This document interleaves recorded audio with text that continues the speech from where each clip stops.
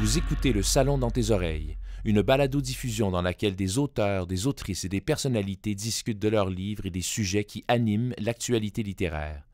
Les enregistrements ont été faits lors du dernier Salon du Livre de Montréal. Bonjour à tous. Bienvenue donc à cette discussion qui s'intitule « La santé par les arts ». Mon nom est Émilie Perrault, je suis journaliste culturelle et entre autres autrice de cet essai qui s'appelle « Service essentiel, comment prendre soin de sa santé culturelle ». Merci Sophie. Je suis très bien accompagnée aujourd'hui pour cette discussion et justement, c'est une discussion, donc je vous invite vraiment à tout moment, si vous avez envie d'échanger entre vous, j'ai envie que ce soit convivial. Donc, je vous présente tout de suite mes invités. Sophie Fauché, qui est comédienne, chroniqueuse et autrice.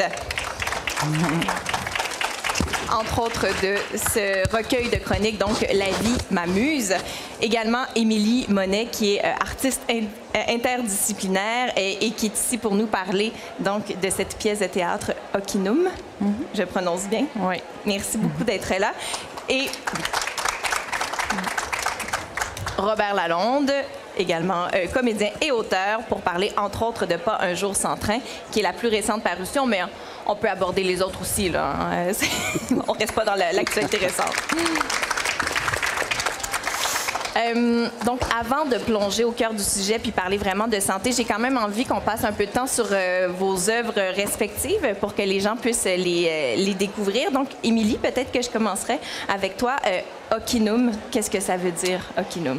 Donc, Okinum, c'est un mot en Anishinaabe-Moin, qui est la langue, en fait, maternelle de mon grand-père, des Algonquins, des Anishinaabe, et qui veut dire barrage. Donc, en fait, c'est toute une réflexion intime sur la notion de barrage, les barrages intérieurs, puis comment est-ce qu'on fait pour retirer, en fait, ce qui obstrue la parole, en fait, en gros. Tu fais un geste ici. Il faut dire que ça part quand même vraiment d'une question d'une maladie, donc d'un cancer de la gorge. C'est ce dont on parle, de ce barrage-là. J'ai eu un diagnostic de cancer dans la gorge, donc c'est devenu la question du barrage est devenue un peu une métaphore pour parler un peu de comment la colonisation et toutes les stratégies d'éradiquer, en fait, notre culture, notre langue a affecté, en fait, les femmes dans la lignée de ma famille. Donc, j'ai lié ça, puis avec... en fait, ça part aussi d'un rêve récurrent que j'ai eu d'un castor que j'essaie de déchiffrer. Donc, je tresse un peu toutes ces histoires narratives dans la pièce. Puis, il est question aussi, justement, dans cette pièce-là, de santé de façon holistique. C'est-à-dire que, oui, il y a beaucoup de moments qui se passent à l'hôpital. Je veux dire, il y a des diagnostics, mais il n'y a pas qu'une seule façon de se guérir. Oui, bien moi, j'ai fait un choix personnel de me guérir à travers la médecine traditionnelle, la médecine autochtone. Donc, je partage un peu ce processus-là. Puis oui, la guérison est beaucoup plus holistique, à la fois, bon, c'est physique, bien sûr, mais au niveau spirituel et au niveau émotionnel. Donc, ce cheminement de guérison m'a emmené aussi à peut-être guérir des choses au niveau de ma famille aussi et de mes ancêtres. Donc, et dans mon cas, ça a marché, le cancer est parti. Donc, enfin, je ne sais pas un plaidoyer pour les médecines traditionnelles. Je ne suis pas contre la chimio, la radiothérapie, mais dans mon cas, ça a vraiment été une occasion de libérer ma parole, peut-être aussi. Donc voilà. Et le fait de monter sur scène pour raconter tout ça, ça fait aussi partie du processus de guérison? Oui, aussi. Puis j'ai enregistré beaucoup mes leçons, en fait, d'Anishinaabe-Moin avec ma professeure. Donc c'est une façon aussi de montrer mon cheminement d'apprentissage et puis de montrer aussi comment, finalement, l'identité est vraiment liée à la langue qu'on parle aussi. Et c'est toujours ça, du théâtre à l'écrit. Je lisais ça, puis là, je voyais les notes, les didascalies et tout ça, mais je me disais, sur scène, il devait y avoir quand même une dimension de plus. Déjà, c'est puissant dans l'écriture. Est-ce que, quand vient le temps de juste rendre le texte, est-ce que ça fait mal un peu de dire, est-ce que c'est suffisant de publier non, pas seulement du tout. les mots? Quand je l'ai créé, en fait, le texte est venu en même temps que le son. Je l'ai d'abord imaginé sonorement, je pense, ce spectacle. Et puis après, ça a été un travail super chouette avec mon éditeur Sylvain Lavoie aux Herbes Rouges, qui lui a vraiment fait tout un travail pour en faire un objet littéraire. Voilà. Mais merci beaucoup, Émilie, d'être là. Je me tourne vers Sophie. Bonjour, Sophie. Bonjour. Pour parler donc de La vie m'amuse, qui est un recueil de chroniques qui ont d'abord existé à la radio. Pas toutes, en fait. C'est Pierre Brassard anime une émission qui s'appelle Parasol et Gobelets, à laquelle je participe depuis presque 6 ans. Et pendant cette pandémie, j'ai fait du ménage et je me suis rendu compte que j'avais raconté beaucoup de bêtises et puis d'autres choses plutôt bien. Mais j'avais pas seulement ces chroniques, j'avais aussi un texte hommage à notre amie Kimia Rochevskaya, j'avais un texte sur le bonheur, j'avais écrit un texte plus récent sur le départ de ma fille. Donc j'ai pris ce que je trouvais le mieux et j'ai pris aussi le temps de retravailler ces chroniques pour qu'elles soient présentables à l'écrit, parce qu'à la radio, on s'adresse aux camarades, on dit des bêtises, il fallait que ce soit intemporel d'une certaine façon. Et j'ai demandé tout de suite à Pierre Brassard, puisque c'est l'animateur et que j'admire depuis fort longtemps sa façon de dessiner, j'adore ses dessins à Pierre. J'ai dit, est-ce que tu ferais des illustrations pour mes petites histoires? Et il a tout de suite dit oui. Et ce qui m'a fait rire, c'est que, en fait, il s'est rendu compte de tout ce que j'avais raconté dans son émission. Puis il m'a dit, mais c'est bon ce que tu as dit, mais quand tu animes ton émission, il n'a pas forcément pris le temps de m'écouter à ce point. Alors, on a beaucoup ri. Il a découvert les chroniques. Ça a été une collaboration formidable parce que lui sortait une image, ce qui semblait être pour lui le tournant ou la chose importante. Chose importante à laquelle peut-être j'aurais pas donné la même signification. Enfin bon, mais donc c'est vraiment comme deux personnalités. C'est un grand ami et ça a été un bonheur de faire ce livre, La vie m'amuse. J'ai déjà le titre du prochain, ce sera La vie muse. Voilà. J'aime. M'apostrophe. Ouais. J'irai peut-être juste dans quelques exemples des textes qui m'ont marqué, entre autres Au creux de l'oreille. Est-ce que c'est possible de parler de Au creux de l'oreille, c'est assez amusant parce que pendant la pandémie, Wajdi Mouawad, qui a créé ça à Paris, tout de suite, on s'est... D'abord, les comédiens, on peut se le dire, ça a été épouvantable, mais on était totalement inutiles et tout ça. Non, mais c'était catastrophique. Moi, j'avais une première avec Robert Lepage à 2 jours d'avis dans Queers. J'avais travaillé comme une malade pour faire la femme du marquis de Sade. Et puis, merci, bonsoir, tu retournes chez toi. Bon, bref. Donc, il met Au creux de l'oreille, de quoi s'agit-il? Il s'agit d'une émission, pas d'une émission, on donnait nos disponibilités. Alors, moi, j'avais donné toute la semaine, de 2 à 4. On disait aux gens, vous aimez la littérature, inscrivez-vous. Et il y avait toute une banque de comédiens qui participaient à ça. J'avais fait mes devoirs, j'avais sorti des textes québécois du Robert Lalonde qui se lit merveilleusement au creux de l'oreille. Je ne te connaissais pas encore, mais donc j'avais des tas d'un florilège, ça allait des poèmes, des essais, des extraits de livres qui me touchent, du Colette, du Saint-Denis Garneau, bref, une bonne ratatouille de textes. J'appelais les gens. Alors, Madame Rita Le Tendre, par exemple, bonjour Madame, Nana, comment allez-vous? Qu'est-ce que vous lisez en ce moment? Ah oui, qu'est-ce que vous aimez? Et selon l'échange qu'on avait, pendant 20 minutes, je lui lisais des textes qui... Et c'était fantastique comme en 20 minutes on peut créer un lien. Parce que la dame disait, oh, Madame Fauché, vous me faites penser, avez-vous lu telle chose? Non. Alors je prenais en note et il y a vraiment eu... Ça a été merveilleux. Ça a été merveilleux et j'ai eu la cote puisque il y a une dame qui a dit, vous êtes extraordinaire, je peux-tu demander de vous avoir? Et ça, on n'avait pas le droit de faire, je peux-tu demander de vous avoir? Mais elle a eu l'autorisation. Puis j'ai eu tout un groupe de 12 madames qui sont... Enfin bon. Et un jour... faut pas le dire, mais l'organisatrice de Au creux de l'oreille me dit, je vais t'offrir un cadeau à Jacques. Moi, je sais juste que c'est Jacques. Alors, je suis contente et je suis prête, puis on s'entend que c'est du bénévolat qu'on fait. Alors, à 4 heures, ce téléphone sonne. Bonjour monsieur, Sophie Fauché, il sait pas pantoute qui je suis, mais c'est pas grave, on s'en fout. Mais là, il fait, bon, ça fait 5 minutes que je poirote, j'ai pas que ça à faire. Alors, il paraît que vous allez me lire des choses, des textes. Je fais oui, vous lisez quoi en ce moment? Oh, je ne lis pas, je m'occupe de mes petits-enfants, c'est bien assez. Vous savez, j'ai beaucoup donné dans la... Alors, il a été professeur, très bien. Ben, j'ai dit, j'aurais un texte peut-être de Bernard Dibé que j'aime beaucoup, qui me semble... Allez-y, allez-y. Et là, je commence, il m'interrompt. Je ne comprends rien. Vous allez beaucoup trop vite. Très bien, monsieur, je recommence. J'ai des acouphènes. Enfin, c'était incroyable. C'était incroyable. Je me disais, mais je reste poli, mais là, il ne faut pas exagérer, là. Alors, il avait été professeur de théâtre, il connaissait tout. Là, je finis par... J'ai le cœur aussi grand qu'une place publique ouverte à tous les vents, voire à n'importe qui. Plus fort, je n'entends rien. Bon. Et je vous dis ça, j'ai pas pris de Prozac, mais c'était comme bon. Et finalement, il me dit, bon, c'est pas plus mal, vous lisez pas mal, madame, mais là, il faut que j'y aille, etc. Donc, ça m'a tellement soufflé, ça m'a tellement... que j'en ai fait une chronique au creux de l'oreille où je citais Benoît Girard qui disait « Notre métier, ce n'est pas un métier d'humilité, c'est un métier d'humiliation. » Bon, bref. Alors, c'est tout, mais ça a été la seule fois, en fait. Mais je pensais pas au creux de l'oreille me faire enguirlander parce qu'il n'y avait pas que ça à faire. En plus, c'était un cadeau.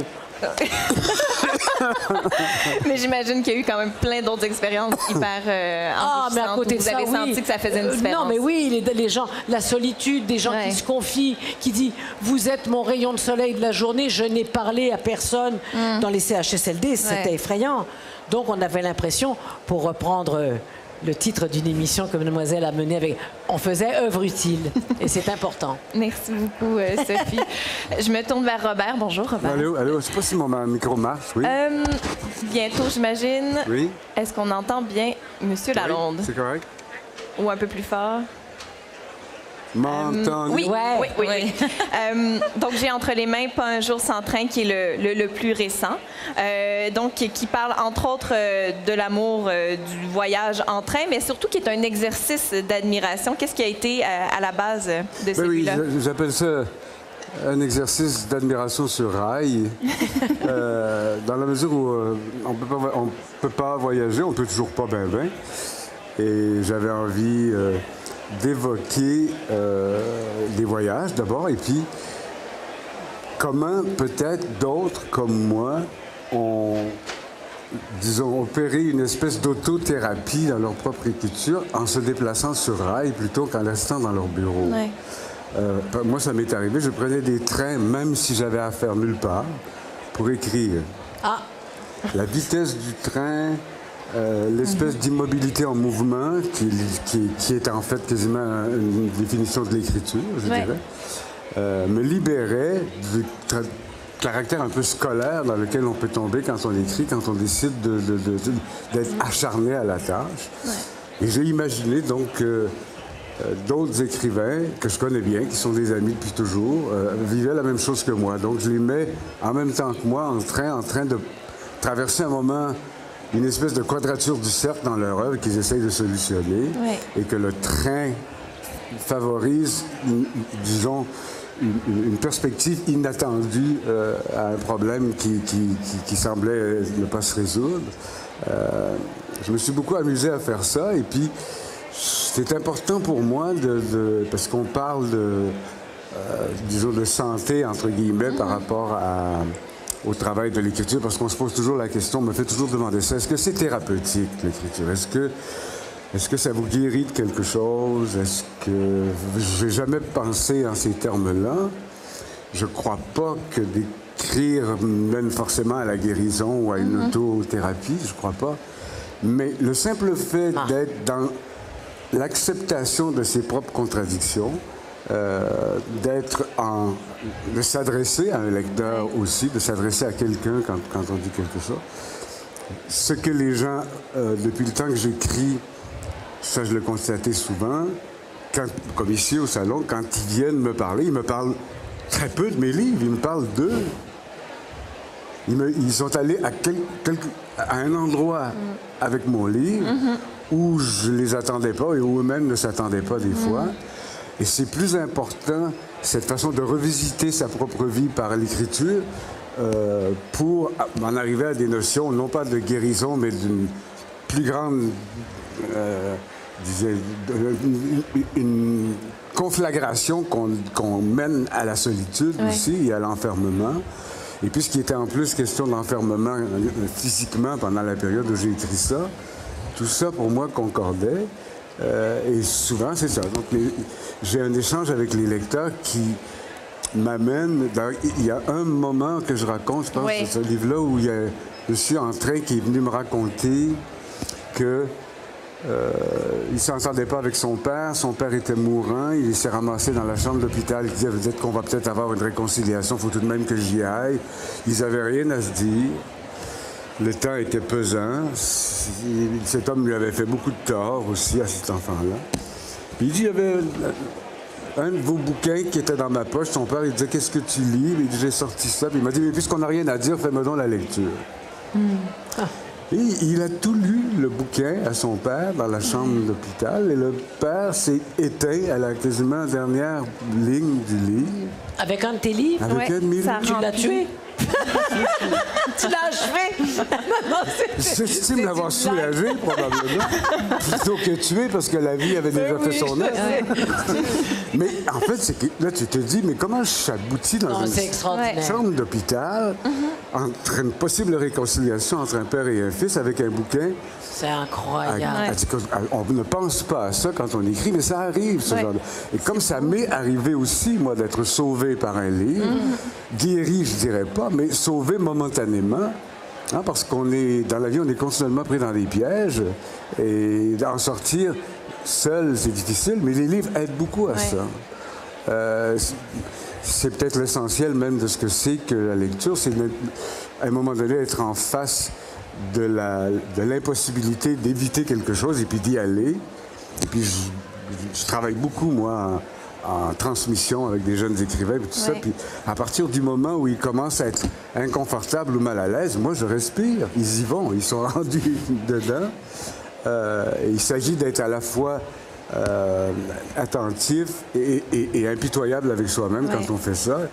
Et puis c'est tout. Après, qui s'en emparera? Est-ce que ça deviendra? S'il y a quelque chose de magique, absolument, dans ça.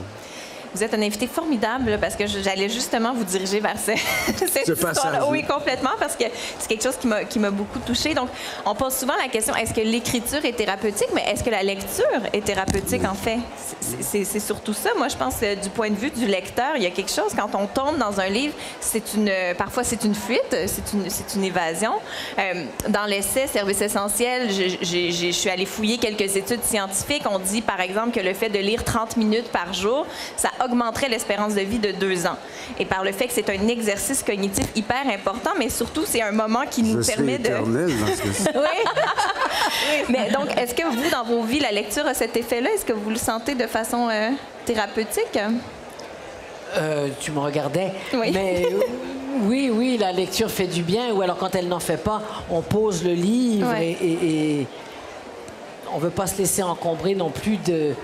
Je sais pas, il y a des choix à faire quand on lit. Il y a des choses qui peuvent aussi choquer, etc. Et moi, j'ai besoin de beauté, j'ai besoin d'esprit, j'ai besoin d'élévation, j'ai besoin de réflexion profonde pour pouvoir après faire le clown.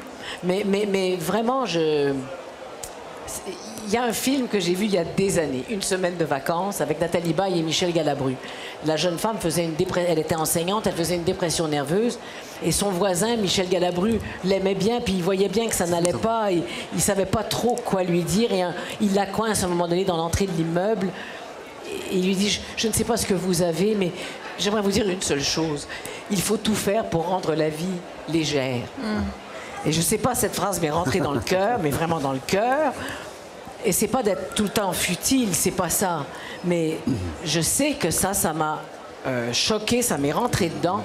Et que même si je suis Sophie qui rit, Sophie qui pleure, etc., face aux autres, j'ai toujours ce souci de rester léger, tu vois. Il raconte quelque chose qui me touchait, puis je lui dis, tu l'as achevé. C'est épouvantable. Mais ça, c'est une déformation familiale peut-être. Mais donc, c'est ça. Donc, tu parlais de la lecture. Oui, la lecture, il y a des choix à faire. Mais les livres pour enfants, c'est peut-être mon âge mental, mais il y a une effervescence dans ce domaine-là.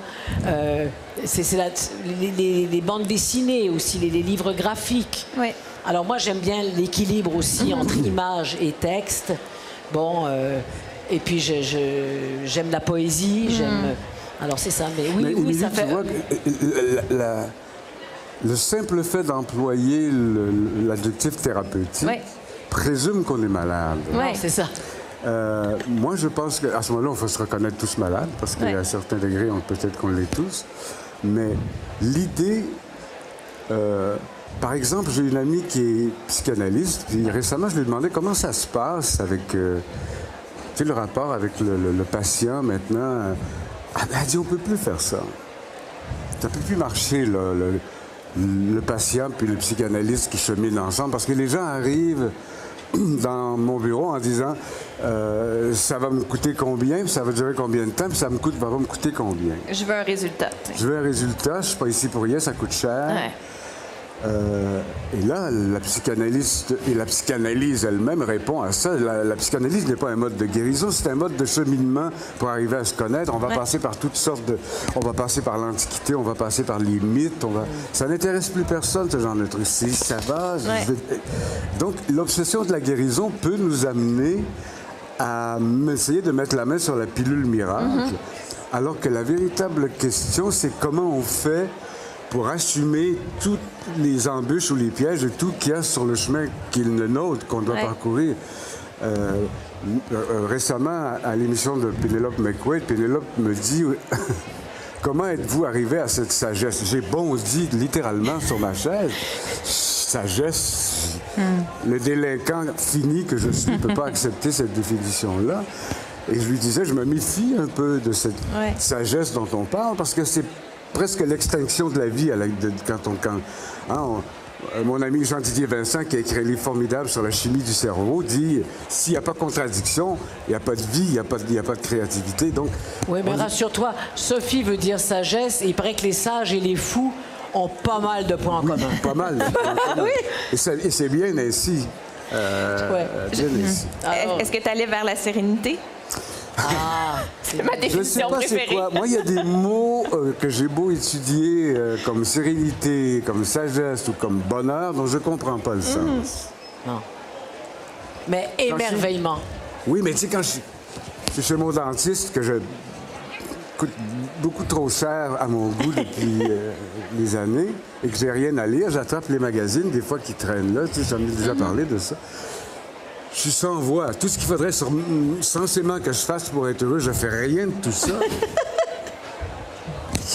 Tous les dictats qui nous entourent continuellement sur le fait qu'on devient hyper responsable, sur le fait que si on n'est pas bien, c'est parce qu'on n'a pas fait ce qu'il faut, alors que la vie n'est pas construite de façon à ce qu'on soit bien tout le temps. Voyons donc, ma mère a 94 ans, elle dit, voyons, le bonheur, toi, ça t'est dû. Toi, il faudrait que tu le sois tout le temps, tu le mérites. Voyons, on est heureux, on est malheureux, ça dépend. Je la trouvais très fataliste, mais en même temps, je tiens le même discours qu'elle maintenant à l'âge que j'ai. Oui, c'est ça. Donc, quand je vois... L'autre jour, j'ai vu une photographie de ce que devrait être une chambre d'enfant avec une caméra, puis un truc de son, et puis une espèce de petit hamac, parce que l'enfant ne va pas qu'il soit ni sur le ventre, ni sur le dos, ni sur le côté. Oh non, c'est plus... C'est terrible, parce que le parent ou le futur parent fait... Je peux tuer mon enfant si je n'obéis pas. Tu sais, ça devient une espèce c'est angoissant. Nécessité de... Pour en référer à mon quart de sang autochtone, c'est une chose qui n'existe absolument pas dans la communauté autochtone Mohawk où j'étais quand j'étais jeune. Donc j'arrivais dans la communauté Mohawk, là je sortais tout... Il me disait, mais Robert, tu vas te taire pendant au moins 4 jours, c'est pas possible, toutes les bêtises que tu dis, tu sais que t'as pris ça. Effectivement, ce silence me faisait un bien fou, je me mettais à absorber autre chose que moi-même. Puis quand je revenais à l'école, l'institutrice me disait, mais t'es morose, tu parles plus. Tu vois-tu la contradiction? J'étais pas en train de me centrer, j'étais morose, j'étais névrosé pour l'institutrice. Il est toujours entre les deux identités. Comme ma grand-mère, moi, quand elle me surprenait en train de lire et étudier mon cahier de botanique avec un arbre, avec des flèches, aubiers, feuilles, tout ça. Ça, après ça, sur le mur, elle me prenait, puis elle me mettait devant l'arbre, elle dit, tu passes la journée là, tu vas savoir ce que c'est. J'arrivais à l'école avec les doigts sales, l'institutrice trouvait que j'allais me laver les mains et que j'étais impoli. Donc, c'est ça. J'ai vécu toujours dans cette contradiction-là qui faisait qu'à un moment donné, il a fallu que j'accepte que cette réconciliation, pour moi, de ces deux façons de voir le monde, n'aurait lieu que par l'écriture. C'est la seule façon que j'ai trouvée. C'est ça que j'essaie de transmettre aussi. Pour notre plus grand plaisir. Oui, mais c'est intéressant parce que moi, quand j'écris comment prendre soin de sa santé culturelle, je veux surtout pas avoir l'air moralisatrice. Non, Mais non, mais c'est important de le dire, mais l'idée, c'est juste de dire, souvent, je pense que les gens vont associer la lecture, le théâtre, s'il me reste un peu de temps à la fin de la semaine, j'irai, tu sais, parce que ça, c'est du domaine du loisir. Alors que moi, ce que j'ai envie de dire, c'est, ben non, ça nous fait du bien, alors planifions-le, ayons de saines habitudes de vie culturelle, mais c'est vraiment pas pour chicaner les gens, là, pas du tout, mais vous êtes tous des gens de théâtre, le cérémoniel du théâtre, tu sais, moi, je pense que ça amène aussi à un accès à la vie intérieure. Tu sais, quand on arrive au théâtre, la première chose qu'on nous dit, c'est fermer vos téléphones cellulaires. Moi, ça me fait un bien fou. C'est de me dire, arrête d'être comme ça, ouvre-toi, devant toi, il y a quelque chose qui va se passer. C'est ça que j'imagine dans Okinum aussi. Il y a un cérémoniel. C'était aussi de penser à des codes plus autochtones aussi, dans la rencontre avec l'art. Tu sais, même en Anishinaabe-Moine, il n'y a pas de mot pour dire art. Donc, c'est vraiment exprimer, en fait, l'esprit de la création et puis de rendre ça le plus beau possible, en fait, d'offrir une expérience qui va être transformatrice, j'imagine.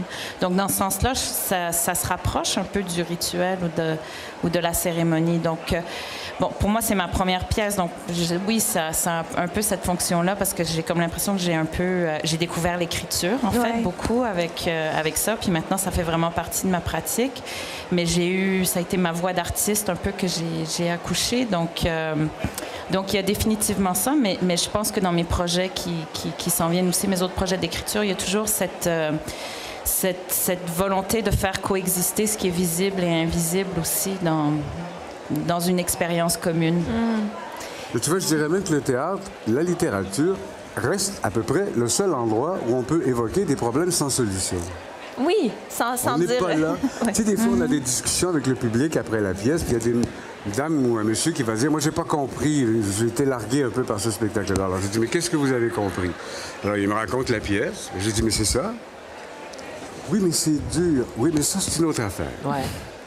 C'est une autre affaire. Il y a plein de spécialistes, peut-être, pour vous dire quoi faire avec le problème. Vous verrez, mais on peut-tu vibrer autour de ce problème-là sans tout de suite penser à un mode de survie par rapport à ça? Ce qui nous manque en ce moment, c'est d'être capable de vibrer entièrement à ce qui se passe sans avoir le devoir de régler la situation. La condition humaine ne se réglera pas parce qu'on en aura fait un congrès pour en parler. Mais le théâtre, je pense, et la littérature reste un lieu où on peut évoquer, et d'ailleurs elle est forte, et il est fort le théâtre, quand on évoque quelque chose où le spectateur ou le lecteur va se dire « OK, la vie, c'est complexe. Je suis peut-être pas sûr qu'il faut qu'on arrive à une conclusion là-dessus. Est-ce qu'on est obligé de conclure? Est-ce qu'on est obligé de guérir, mettons, de ça? » Et le théâtre permet ça encore. Les règles sont simples. Le spectateur est là, nous, on est là. Et puis, si on joue trop l'émotion à leur place, ça marche pas. Donc, souvent, le metteur en scène va nous dire « Pleure pas là, c'est pas à toi à pleurer, arrête-toi juste avant. » Alors, de ce rapport continuel avec le lecteur ou avec le spectateur, de dire « On est en train d'évoquer quelque chose dont on n'a pas solutionné le problème. » Moi, hier soir, je jouais au théâtre de Petit Champlain, qui est un théâtre de 230 places à Québec, qui est comme un écrin, et je parlais de la vie de Frida Kahlo avec mes mariachis. Et il y avait une jeune handicapée, on m'avait prévenu, elle a 16 ans, elle a gagné un concours, son rêve était d'aller au théâtre, et elle aimerait vous rencontrer après. J'ai dit bien sûr que je vais la rencontrer, en espérant que ça ne me bouleverse pas trop, mais elle était... Tu vois ça, elle a dit, Madame Fauché, merci. Pendant 1h30, j'ai complètement oublié que j'étais dans une chaise roulante. Puis elle dit, je viens pas d'un milieu où on va au théâtre, mais vraiment, je vais demander à mes proches parce que, et c'est vrai, il y a prescription. Le théâtre, il faut y aller et y retourner. Et puis voir du bon, puis du moins bon. Et après, ça devient une drogue. Mais je veux dire, il y a vraiment donc cette jeune femme qui m'a dit merci, puis je vais y retourner. Et dans la même journée, ça m'a fait rire parce que je m'en vais bientôt avec une amie voir des spectacles. Et cette amie n'est pas du tout comédienne. Et là, je lui dis, bon, là, je nous ai pris des billets. C'est 2h30 sans entracte. Puis là, il y a eu un silence, elle dit « Tu veux-tu me tuer, tabarnak? » Et ça m'a fait hurler de rire, parce que moi, c'est la comédie française, c'est la comédienne Dominique Blanc. J'ai dit « Écoute, tu t'endormiras dans la baignoire, mais j'ai dit au moins tu seras à la comédie française, puis j'assume total. Ouais. » Donc, il y a de tout. Et cette amie aussi, elle y va à reculons. Mais ça vaut la peine parce que quand ça se passe, quand les émotions sont partagées, il y a vraiment, tu parles du côté, il y a communion. Il y a cette très belle phrase de Jean-Louis Barrault, pourquoi il a fait ce métier-là, c'est qu'il cherchait le cœur humain, le cœur commun. Wow. Et c'est pour ça qu'on fait du théâtre. Quand Alla Demidova, qui est une grande comédienne russe du théâtre Taganka, est venue à Québec, elle nous racontait qu'à un moment, les scientifiques soviétiques faisaient des expériences sur le magnétisme, etc., des acteurs, parce que les théâtres étaient pleins, puis les réunions politiques ne l'étaient pas. Comme on dit, ils voulaient essayer un peu de comprendre pourquoi. Et ils les branchaient sur des machines pour étudier où est l'énergie. Et leur constat, c'était que les acteurs ne donnent pas quelque chose au public. Ils leur enlèvent quelque chose. C'est intéressant, ça. Ils leur enlèvent un poids de solitude. Une charge. Ils leur enlèvent un poids de souci. En écoutant Macbeth, ils leur enlèvent un poids de culpabilité vis-à-vis de la guerre ou de la violence, etc. Très souvent, et les acteurs carburent avec ça, parce que les machines soviétiques indiquaient que l'aiguille était quasiment là quand il n'y avait pas personne. Devant le public, l'aiguille s'en allait à l'autre bout. De telle sorte que les acteurs carburent avec cette espèce de devoir artistique de persuader les gens qui sont devant soi, qui sont des êtres humains aussi incomplets et aussi difficiles que ceux qui sont devant eux. Oui.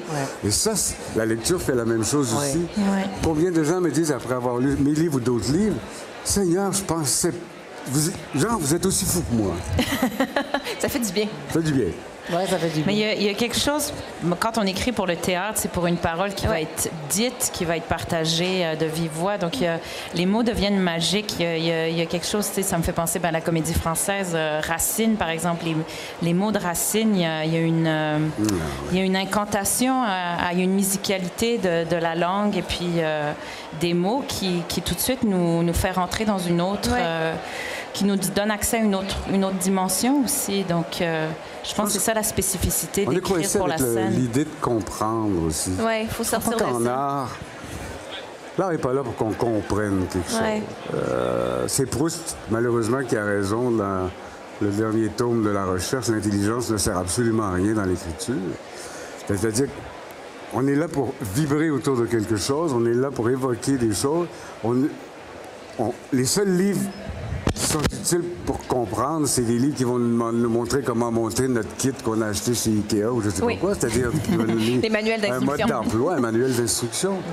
Mais la plupart des gens qui sont de vrais lecteurs ou de vrais spectateurs de théâtre ou qui y prennent goût, qui deviennent un peu drogués, comme tu disais tout à l'heure, du théâtre, c'est pas des gens qui ont l'impression de comprendre plus, c'est des gens qui ont l'impression qu'ils sont plus vivants, sont plus à l'intérieur des réels débats de la vie et qu'ils ont effectivement peut-être pas de solution à apporter, mais que ça fait tout de même du bien de partager ça. Mais oui, moi j'ai souvent l'impression quand je vais au théâtre qu'il y a des choses qui se règlent à mon insu, en fait. C'est ça. Et j'aime cette idée-là de dire qu'on se décharge, puis on se sent moins seul parce qu'on se reconnaît, puis il y a une espèce d'intimité. Pourtant, on est entouré d'étrangers. Oui. Mais il y a quelque chose de très intime parce que c'est dans le noir. Puis je trouve que quand je suis au théâtre, je ne suis que spectatrice. Je suis pas une mère, je suis pas une blonde, je suis pas une animatrice. On n'attend rien de moi. Ça fait du bien, cet état-là. On a besoin de ça. Je pense que tous les spectateurs sont un peu comme toi là, par rapport à ça. Ils font D'abord, ces moments-là. Pendant 2 heures, j'ai été une entité de moi-même qui n'est pas en mouvement tout le temps dans la vie courante. Oui. Et ça fait du bien. Donc, moi, c'est pour ça que j'aime beaucoup parler du point de vue, parce que je me considère pas comme une artiste, je me considère comme une spectatrice professionnelle, mais je sais que quand même dans le geste, il y a quelque chose qui peut être thérapeutique, même si on ne cherche pas à se guérir. Tu parles de chant choral dans La vie m'amuse. Ça, c'est quelque chose, toi, qui te fait du bien de monter sur scène? Ah oui. Non, c'est parce que j'ai fait partie d'une chorale... je ne sais pas comment dire, mais j'ai oublié le nom, là. Mais j'étais avec Suzanne Champagne dans une chorale avec que des femmes noires. Gospel. De gospel. OK. Ça n'a rien à voir avec la couleur de la peau, mais je veux dire, j'ai jamais tant ri. Ces chants-là nous élèvent. Et j'étais avec mon ami et Et de fil en aiguille, avec ce petit cours, on s'est retrouvés à la TEU à donner un concert. Et on avait... Enfin bref, c'est des grands souvenirs parce que le chant commun, là justement, quand on est tous ensemble et même à répéter avec des petites stepettes, etc., je sais pas, il y a un effet, c'est euphorisant. Le temps s'arrête et... Mais ça fait... Oui, absolument. Moi, chanter, ça a toujours été quelque chose que j'admire chez les autres et que j'aime exercer, effectivement. Et le fait d'être en groupe, ça a un poids de plus de... Ben, le fait d'être en groupe, oui. Il y avait le fait de se fondre, le fait d'entendre les voix. C'est d'entendre les autres, d'entendre les autres. Oui, d'être à l'unisson. On parle d'unisson. Oui. Bon, anecdote, mais je devrais me taire, mais... Non. On était dans un sous-sol d'église parce que c'est lié aussi à une crise un des plus grands fous rires de ma vie où le chef ne comprenait pas. Suzanne Champagne avait des chaleurs, décide de se mettre tout nu sous sa toge. Et on faisait des mouvements comme ça. Alors, quand elle est de côté, je vois bien qu'elle est nue sous sa toge, mais on est au milieu de ce groupe, etc. Puis, il ne faut pas que je rie. Alors, quand il ne faut pas rire, c'est monté. J'étais défaite en me disant « Calme-toi ». Donc, je pleurais de rire, puis je faisais du lip-sync. Bon, bref. À cause de ma copine qui avait des chaleurs. Bon, bref, c'est surréaliste. Alors, c'est un tout. Hein. Le gospel, c'est lié à des moments de forte intensité. Ouais. L'importance de rire, tu sais, c'est quand même ça aussi. Oui. Puis dans le livre, j'ai fait un exercice de prescription, là, c'est-à-dire où je donne certains défis, parce que je pense que au niveau de la santé physique, on a compris, en fait, bon, il faut faire de l'activité, il faut bien s'alimenter, on sait comment prendre soin de notre corps, mais comment prendre soin de notre esprit, parce qu'on dit souvent un esprit sain dans un corps sain. Et parmi, donc, j'ai trouvé certains défis. Bon, les gens qui décident de se remettre en forme, souvent vont dire, je vais courir un 5 km. Alors, je me disais, c'est quoi l'équivalent en culture? Donc, quand je parle de rire, le fait d'aller rire en groupe, ça a un impact sur le fait que tu vas rire davantage parce que ton ami est à côté de toi et le fait... C'est un peu comme l'idée de la chorale. Plus on est nombreux, plus les bienfaits sont là. Et moi, je serais peut-être curieuse de savoir, vous, c'est quoi vos saines habitudes de vie culturelle? Qu'est-ce qui vous fait du bien? Est-ce qu'il y a des choses que, concrètement, quand vous écoutez la musique, quand vous lisez, je sais pas, au quotidien, qu'est-ce qui vous fait du bien à travers la culture? C'est d'en voir, d'en lire. Ça fait partie de ma vie quotidiennement. Donc oui, c'est important de me nourrir comme ça chaque jour, mais j'y pense pas vraiment. C'est comme un automatisme, en fait. Oui, tu sais, j'y vais pas si je suis pas inspirée par quelque chose, un livre, un article, une musique, mais j'écoute de la musique tous les jours. J'adore aller au théâtre, je lis beaucoup. Oui, ça fait partie de ma vie, ça me nourrit beaucoup, ça nourrit mon imaginaire et tout, en fait. Mes relations aussi, pour moi, l'art aussi, c'est une question de relation. Peut-être on n'en parle peut-être pas assez, mais pour moi, la lecture, c'est avant tout associé à mon père. À chaque semaine, il m'offrait, quand j'étais plus petite, des classiques français. Mon père est français. Et donc, pour moi, la littérature sera toujours associée à lui. La transmission. La transmission, puis c'est l'amour de mon père, en fait. Donc, pour moi, il y a beaucoup de ça aussi. Puis après, quand je suis en spectacle, cette relation qui se crée aussi avec les gens qui viennent nous parler, je pense que ça, c'est la plus belle chose, en fait. Donc moi, c'est super de se sentir vibrer par une musique et d'avoir une relation si profonde avec quelqu'un qu'on ne connaît pas du tout, mais qu'on a l'impression de connaître de façon très, très viscérale ou très profonde. Et ça, pour moi, c'est mon... Quand ça arrive, c'est la plus belle chose. Le mot juste là, dans une chanson, là, tu fais « Ah, c'est exactement ça que je ressens. » Puis quelqu'un a trouvé la façon de nommer, puis ça fait du bien, ça nous décharge de savoir que quelqu'un a mis le mot sur ce qu'on ressent. Robert, je ne sais pas, dans les saines habitudes. Il y a un élément, absolument comme Émilie aussi, mais peut-être c'est masculin, je crois que ça l'est, masculin. Moi, je carbure un peu au défi. Il faut que je me mesure à quelque chose d'un peu au-dessus de moi. Donc, je fais exprès, souvent même avant d'écrire, de lire quelqu'un que je vais commencer par imiter sur au moins 2 pages, parce que je ne pourrais jamais faire plus. Ça me lance totalement. Donc, j'ai tendance à m'ennuyer quand on me raconte ce que je sais déjà, trop, et à me questionner énormément quand j'entre dans un domaine. Je sais pas, dans les films d'Almodovar, par exemple, que j'ai vus, je fais, Là, je sais même pas comment l'interpréter réellement, ce film-là, mais je sais ce que ça m'a fait et pourquoi probablement lui l'a fait.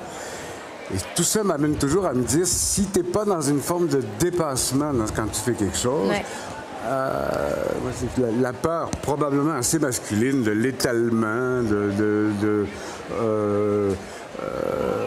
du renoncement à aller plus loin, de l'autosatisfaction qui mène à l'amertume, etc. J'ai trop vécu dans ma vie avec des gens plus vieux que moi que je regardais aller et je me disais, mais si c'est ça le but de mon travail d'artiste, de finir dans l'amertume et de que il n'y en aura jamais assez, c'est jamais assez pour moi, ça me terrifiait. Je me disais, est-ce que je suis capable de me mesurer à Flaubert sans être frustré de ne pas avoir écrit Madame Bovary? Je me disais, il y a moyen. Et très souvent, je travaille avec des jeunes écrivains qui disent, je ne veux pas lire parce que je ne veux pas être influencé. Alors, on ne peut pas écrire si on ne lit pas. Ça devient impossible à un moment donné. Donc, l'amour du défi me pousse, moi, très souvent à faire ça. Mais en fait, c'est ça, pour atteindre l'état de flow là, que probablement que vous atteignez quand vous écrivez, c'est-à-dire qu'il ne faut pas que ce soit trop facile, puis il ne faut pas que ce soit trop dur non plus pour que ce soit juste décourageant. Donc, c'est juste le niveau de difficulté qui te motive à aller t'asseoir. Le milieu de ça, c'est soi-même, hein, simplement. On arrive à soi-même complètement. Vite. Et Sophie? Oui. Moi, je me considère pas écrivaine comme Robert Lalonde, franchement. Moi, je suis d'abord et avant tout comédienne. J'ai un regard sur les choses et j'adore écrire des livres pour enfants. Je dis parfois que j'ai leur âge mental, mais pour me ressourcer, pour moi, la culture, c'est tout. Ça peut être une amie qui va me livrer une très bonne recette de muffins et m'apprendre à faire des muffins. Donc, la nourriture aussi est quelque chose de culturel. Ouais. Mais mon rapport à la nature, c'est là que je vais me ressourcer. Pendant la pandémie, je m'appelle la fille qui marche, mais vraiment, je faisais 15 km par jour. Je vais en Gaspésie, je monte le Mont Albert, la Jacques-Cartier. Et là, j'atteins des... C'est comme si là, le ménage dans ma tête se faisait, m'inspire. Robert, j'ai lu plus d'une fois des textes de toi, justement, qui parlent de la rivière, de tout ça. Bon, donc, ça va me toucher profondément. Donc, c'est ma façon à moi de cultiver l'émerveillement. Puis j'ai la chance d'avoir une maman qui vit toujours, qui a 92 ans, et qui, à 92 ans, est toujours aussi curieuse de tout. Elle va me dire, Sophie, as-tu lu ça? As-tu vu un tel qui est passé à la télé? Mais il est insupportable, ou alors il est merveilleux. Donc, et on était tout petits, elle disait, regardez les champs de houblon, c'est magnifique. On l'a tellement taquiné avec ces maudits champs de houblon, mais c'est vrai que c'est beau. Ouais. Et donc, j'ai un peu cette énergie-là que j'essaie de léguer à ma fille. Et je crois que le secret, c'est de s'intéresser aux autres. Quand tu prends le temps, donc je te dis en 20 minutes, de poser des questions un peu, mais qui es-tu? Qu'est-ce que tu fais? C'est quoi ton parcours et tout? Tout d'un coup, tu découvres quelque chose et puis, ça te donne une piste. Bon, c'est pas pour être partout à la fois, tu fais un tri aussi, mais enfin, pour me résumer, je crois que après le salon du livre, aujourd'hui, je vais aller marcher. Il faut que je déblaye ma voiture, il faut que je pelte un petit peu, mais comprends-tu? Il faut que je prenne de l'air. J'ai besoin pour... C'est peut-être qu'il y a trop d'énergie dans ce body-là. Mais faut que j'exulte. Et c'est beaucoup que... Faire la vaisselle aussi me donne beaucoup d'idées. C'est comme si tout se plaçait. Toi, tu vas au théâtre. Moi, non. Moi, je peux prendre des breaks de théâtre, justement, et même de lecture un temps. Je dois avoir quelque chose d'autochtone. Le besoin de la contemplation. Prendre des arbres. J'ai été, pour la première fois de ma vie cet été, à la pêche au saumon. À 5 heures du matin, dans la rivière, j'ai éclaté en larmes. C'était tout ce que j'aime. Mais ça, je viens pas d'une famille dont c'est la culture. D'où ça vient, ça? Dans un lac de truite en Gaspésie, à brailler ma vie. Alors, j'ai rien pogné, puis j'étais heureuse. Mais il faut... La seule fois où j'en ai taquiné un saumon, j'ai fait va-t'en, vis ta vie, puis le moment ma guide était découragée. Je fais mais non, qu'il y aille. Il lance des questions, entre autres dans La vie m'amuse, également de l'amour de la Gaspésie. Merci infiniment à vous trois d'avoir pris le temps de cette discussion. Merci à vous d'avoir été présents. Puis je vous invite à aller découvrir les œuvres de nos auteurs. Donc, Émilie, Robert, Sophie, merci. Merci. T'es une vraie pêcheuse si tu pognais rien. T'es une vraie pêcheuse si tu pognais rien.